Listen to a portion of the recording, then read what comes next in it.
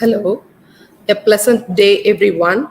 Welcome to Tirthangal Nadar College online course on deep learning and neural networks. I'll just give the introduction about deep learning and neural networks today.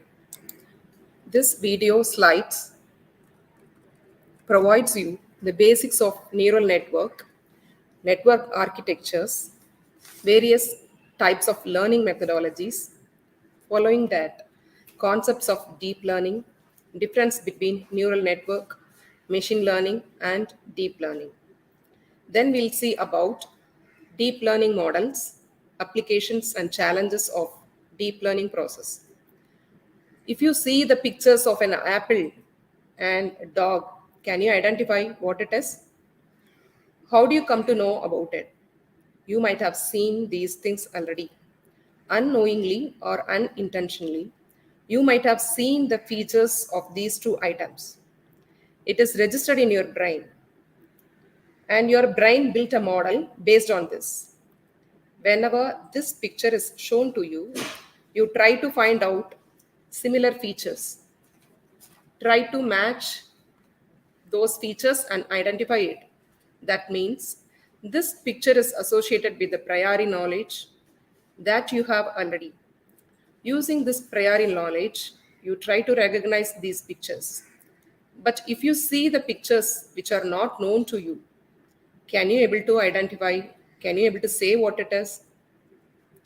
So one can say that by seeing the pictures, they can acquire knowledge and experience. This is the basis for intelligence and learning technologies, learning techniques, and neural network. Let me start with neural network concepts first. A neural network is a method in AI, artificial intelligence. It can refer to either a neural circuit of biological neurons or a network of artificial neurons or nodes. The ANN networks are used to solve artificial intelligence problems. It helps computers to make intelligence decisions with limited human interventions. Some of the real world examples are given in this slide.